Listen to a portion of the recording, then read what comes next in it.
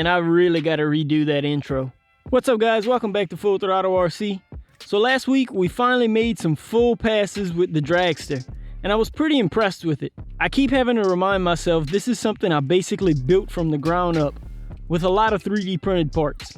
3D printed parts in drag racing don't sound like they would mix well, but I was really hoping to hit at least 40 miles per hour. I mentioned towards the end of that video that I'd probably have to change the gearing to get there, but after thinking about it for a few days, I remembered the Castle Link software. I'm not sure why I didn't think about it right away, but today I'm gonna go in and do some tuning in the ESC and hopefully give you an idea of what I'm doing to get the car to go down the track. So I got the ESC plugged into an old laptop with the Castle Link app open. I do have the Bluetooth link, but I feel it's easier when I'm on the workbench to just use the laptop. Plus, I can open up and read the data logs on the laptop.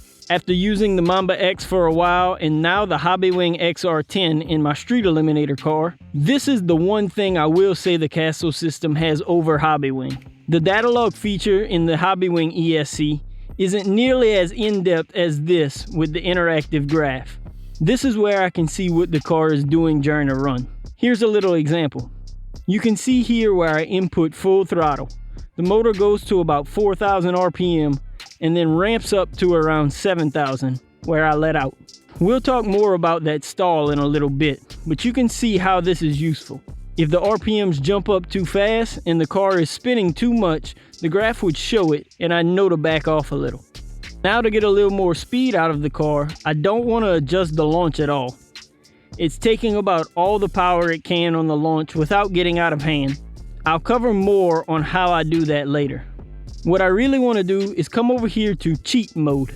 Now this is similar to the turbo setting on my XR10 Pro, where I can set a certain degree of timing to come in at a specified RPM range. You get the little warning message about heat and stuff, but I can see in the graph that my ESC wasn't getting hot, so I'm comfortable with adding a little timing during the run. I want to start small with about 2 degrees of boost, and then referring back to the graph again, I'd like it to come in towards the end, so let's say 5,000 RPM to 7,500 RPM.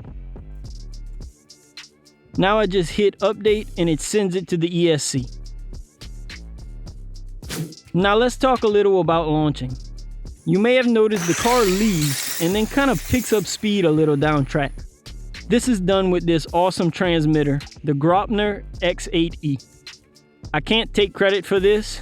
I heard about it through Tim Smith, but I'll show you how I do it. So if you had this system, you could take advantage of it for drag racing. This radio has a feature called Start.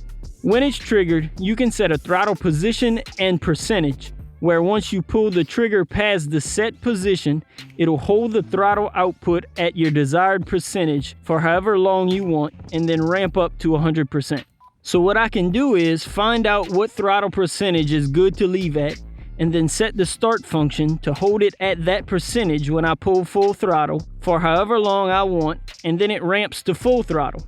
Hopefully if the way I'm explaining it doesn't make sense, you can get an idea of what it's doing by looking at the bar on the screen and how it stalls for the amount of time I set.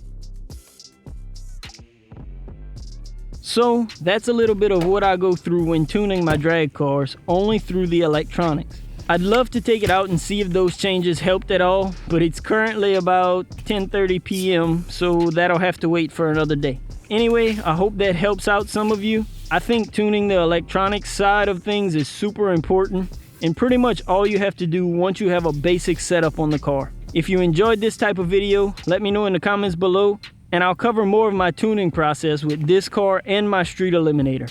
As always, thanks again for watching. Peace.